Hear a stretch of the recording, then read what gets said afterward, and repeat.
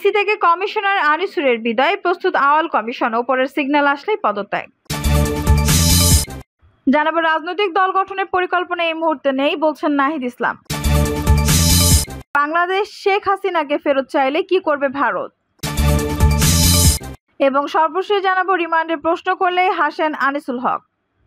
দর্শক শুনছিলেন সংবাদ শিরোনাম, এখন বিস্তারিত।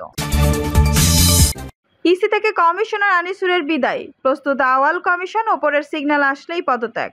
শেখ হাসিনা সরকারের পতনের পর সরকারি সব অফিস, আদালতে বা সংস্থায় পদত্যাগের হিড়িক থাকলেও নির্বাচন কমিশনের চিত্র ভিন্ন। অন্তর্বর্তী সরকার গঠন করার পর বেশিরভাগ দপ্তর থেকে স্বেচ্ছায় পদত্যাগ করার পাশাপাশি চুক্তিভিত্তিক সব নিয়োগ বাতিল করা হয়েছে, আবার অনেককে বাধ্যতামূলক অবসরে পাঠিয়েছে অন্তর্বর্তী সরকার। এই অবস্থায় মানসিকভাবে প্রস্তুতি নিয়ে রাখলে পদত্যাগের জন্য অপর মহলে সিগন্যালের অপেক্ষায় আছেন গাজী হাবিবুল আওয়ালের নেতৃত্বাধীন নির্বাচন কমিশন ইসি কর্মকর্তারা জানান, স্বাধীন সাংবিধানিক প্রতিষ্ঠান হিসেবে কমিশনের উপর সরকারের কোনো হস্তক্ষেপের সুযোগ নেই। এক্ষেত্রে কমিশনে পরিবর্তন আনতে রাষ্ট্রপতিকে হস্তক্ষেপ করতে হবে, তবে রাষ্ট্রপতি অপসারণের ব্যবস্থা নেবে সংসদ সংখ্যাগরিষ্ঠ সদস্যদের প্রস্তাবের ভিত্তিতে। যেহেতু সংসদ নেই, তাই পদত্যাগ হতে পারে বিকল্প পথ। ক্ষমতার পালাবদলের মাঝে বিগত সরকারের আমলে সার্চ কমিটির সুপারিশের মাধ্যমে নিয়োগ পাওয়ার প্রধান নির্বাচন কমিশনার গাজী হাবিবুল আওয়ালের নেতৃত্বাধীন ৫ সদস্যের কমিশনের অস্তিত্বকে ভুগছেন কোনো সমস্যা, সদস্য ঠিকমতো অফিস করছেন না। গত ৫ আগস্ট প্রধানমন্ত্রী পদ থেকে শেখ হাসিনা পদত্যাগ করে দেশ ছাড়লে ৬ থেকে ৭ আগস্ট সিইসি অফিস করেননি। ৮ আগস্ট কয়েক ঘন্টা অফিস করেন তিনি। নির্বাচন কমিশনার মোহাম্মদ আহসান হাবিব খান ৭ আগস্ট থেকে নিয়মিত অফিস করছেন। তবে অন্য কমিশনাররা ওই দিন থেকে অফিস করা শুরু করলেও সবাই প্রতিদিন আসছে না। এর মাঝে ছাত্র জনতা সিইসি সহ কমিশনারদের পদত্যাগ চেয়ে ইসি ভবনের সামনে একাধিক ব্যানার টানিয়েছে। এই অবস্থায় গত ১২ আগস্ট জরুরি বৈঠকে বসান ইসি। ওই দিন ৪ নির্ধারণ কমিশনারদের নিয়ে বৈঠকে সিদ্ধান্ত হয় পদত্যাগের মানসিক প্রস্তুতি এবং পরিস্থিতি পর্যবেক্ষণে রাখার। কমিশনের কোনো অবস্থানে যেন হস্তান্তরের শিকার না হয় সে বিষয়টিও তারা সবচেয়ে বেশি গুরুত্ব দিচ্ছেন। ইসি কর্মকর্তারা জানান, সাবেক প্রধানমন্ত্রী শেখ হাসিনা দেশ ছাড়ার পর নির্বাচন কমিশনার মোহাম্মদ আনিসুর রহমান মাত্র একদিন অফিসে এসেছিলেন। ওই দিন তিনি যাওয়ার সময় নিজ দপ্তর সহ সবার কাছে থেকে বিদায় নিয়ে গেছেন। হয়তো তিনি আরও নির্বাচন কমিশনে আসবেন না। ২০২২ সালের ২৭ ফেব্রুয়ারি দায়িত্ব নেয় গাজী হাবিবুল আওয়াল নেতৃত্বাধীন বর্তমান ইসি। তার আগে সরকার নির্বাচন কমিশন নিয়োগে আইন প্রণয়ন করে। সেখানে সার্চ কমিটির মাধ্যমে নামের প্রস্তাব নিয়ে ৫ সদস্যের ইসি নিয়োগ দেন রাষ্ট্রপতি। সে আইন অনুযায়ী কমিশনের মেয়াদ দায়িত্ব নেওয়ার পরবর্তী ৫ বছর। আওয়াল কমিশন দায়িত্ব নেওয়ার কয়েক মাসের মাথায় বিভিন্ন ইস্যুতে রাজনৈতিক দলগুলোর সঙ্গে সংলাপের আয়োজন করে। তবে বিএনপি সহ সমমনা দলগুলো ভোট বর্জনের নীতিতে থাকায় সেই সংলাপে অংশ নেওয়া থেকে বিরত থাকে। এরপর বিএনপি ও সমমনা দলগুলো ছাড়াই ২০২৪ সালের ৭ জানুয়ারি দ্বাদশ জাতীয় সংসদ নির্বাচন সম্পন্ন করে ইসি। এর আগে বিভিন্ন উপনির্বাচন, স্থায়ী সরকারের সাধারণ নির্বাচনে নানা বিতর্কের সৃষ্টি হয়। বিশেষ করে কুমিল্লা সিটি নির্বাচনে আওয়ামী লীগের এক সংসদ সদস্যকে নিয়ন্ত্রণে ব্যর্থ হয়ে সিইসির স্ববিরোধী বক্তব্য কমিশনের ক্ষমতা নিয়ে প্রশ্নের জন্ম দেয়। এছাড়া ভোটের ফলাফল পরিবর্তন নিয়েও সন্দেহ সৃষ্টি হয়। অন্যদিকে ইলেকট্রনিক ভোটিং মেশিনের ব্যবহার বাড়ানো, রাজনৈতিক দল নিবন্ধন প্রক্রিয়া নিয়েও সমালোচনায় পড়ে সংস্থাটি। রাজনৈতিক দল গঠনের পরিকল্পনা এই মুহূর্তে নেই বলছেন নাহিদ ইসলাম। বৈষম্য বিরোধী ছাত্র আন্দোলনের অন্যতম সমন্বয়ক নাহিদ ইসলাম বলেছেন, এই মুহূর্তে রাজনৈতিক দল গঠনের কোনো পরিকল্পনা তাদের নেই। ফ্যাসিবাদী ব্যবস্থার বিলোপ করে নতুন রাজনৈতিক বন্দোবস্ত তাদের এক দফার অংশ ছিল।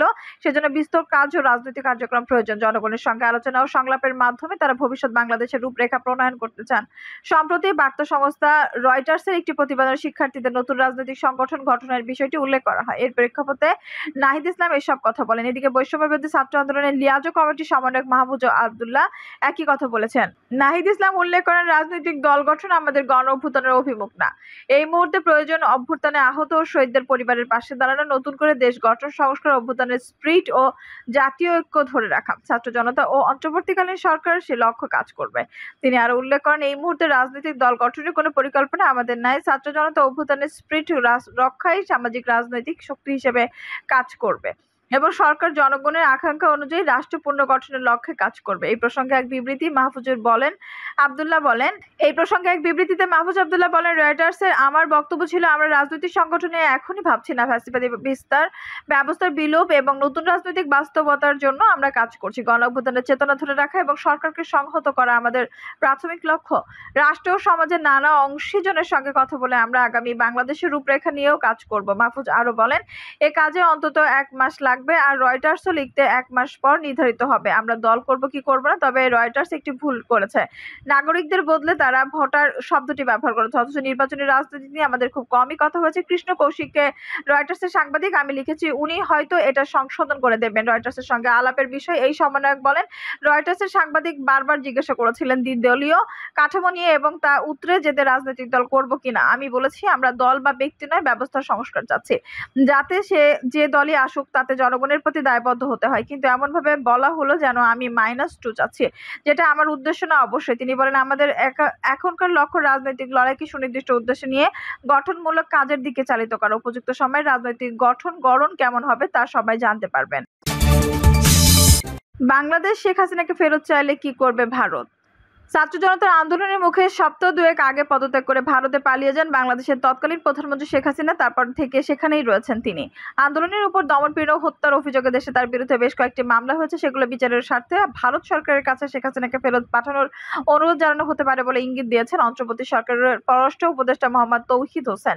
গত বৃহস্পতিবার ১৫ আগস্ট বার্তা সংস্থা রয়টার্সকে দেওয়া এক সাক্ষাৎকারে তিনি বলেছেন, শেখ হাসিনার বিরুদ্ধে অনেক মামলা হচ্ছে। স্বরাষ্ট্র আইন মন্ত্রণালয় যদি সিদ্ধান্ত নেয় তাহলে আমাদের তাদের অনুরোধ করতে হবে তাকে বাংলাদেশ ফেরত পাঠাতে। এটি ভারত সরকারের জন্য বিব্রতকর হবে। ভারত এটি জানে এবং আমি নিশ্চিত যে তারা এই বিষয়ে খেয়াল রাখবে। এখন বাংলাদেশ যদি সত্যি ভারতের সরকারের কাছে শেখ হাসিনাকে ফেরত পাঠানোর অনুরোধ জানায়, তাহলে কি করবে নয়াদিল্লি? তারা কি আদৌ সাবেক প্রধানমন্ত্রীকে ফেরত পাঠাবে? কি আছে ভারত বাংলাদেশের মধ্যকার প্রাক্তপন্ন চুক্তিতে?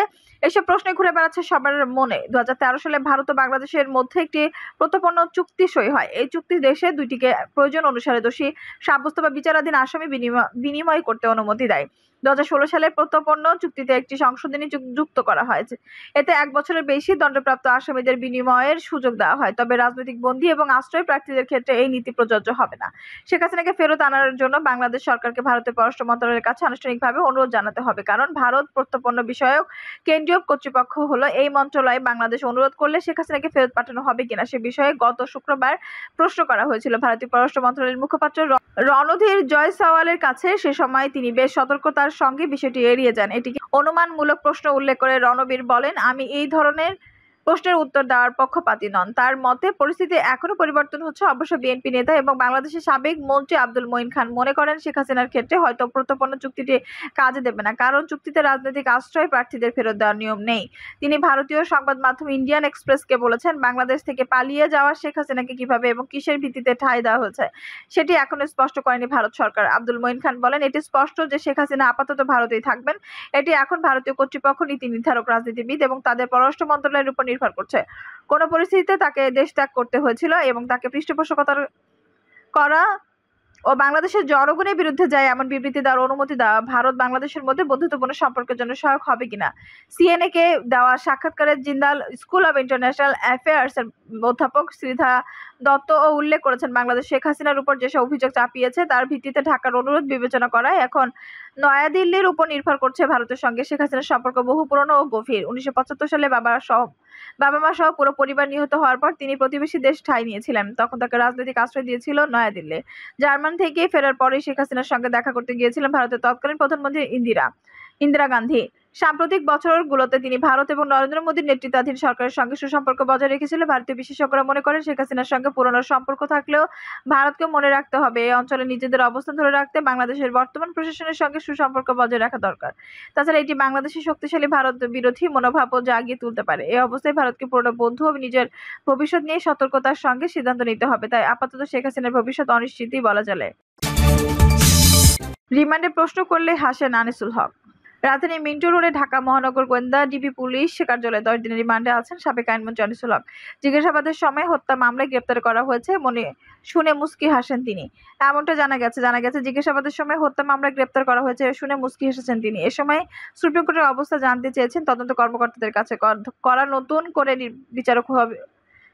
করে বিচারক হিসেবে নিয়োগ পেলেন সে বিষয়ে জানতে চান আনিসুল হক। জিজ্ঞাসাবাদে একেবারেই স্বাভাবিক ছিলেন তিনি। পুলিশের কোনো প্রশ্নের উত্তরই দেননি সাবেক এই আইনমন্ত্রী। প্রশ্ন করা হলে শুধু হেসেছেন। ডিএমপি নিউ মার্কেটের থানায় দায়ের হওয়া হকার শাহজাহান আলী হত্যা মামলায় মঙ্গলবার গ্রেপ্তার করা হয় সালমান এফ রহমান এবং আনিসুল হককে। বুধবার তাদের আদালতে হাজির করে 10 দিনের রিমান্ড নেয় পুলিশ। তারা এখন ডিবি হেফাজতে আছেন। গ্রেপ্তার সালমান ও আনিসুলকে জিজ্ঞাসাবাদের বিষয়ে ডিএমপির ঢাকা মেট্রোপলিটন পুলিশ অতিরিক্ত কমিশনার ডিবি মোহাম্মদ আশরাফুজ্জামান বলেন, এই বিষয়ে আমার কোনো বক্তব্য নেই। যদি কিছু থাকে আমার যেটা বলার আমি দাওয়াত দিয়ে বলবো। দর্শক, এই ছিল এখনকার সর্বশেষ সংবাদ। নিউজটি ভালো লাগলে অবশ্যই একটা লাইক দিন, কমেন্ট আপনার মূল্যবান মতামত জানান। সবসময় আমাদের পাশে থাকতে সাবস্ক্রাইব করে বেল বাটনটি অন করে রাখুন। ধন্যবাদ।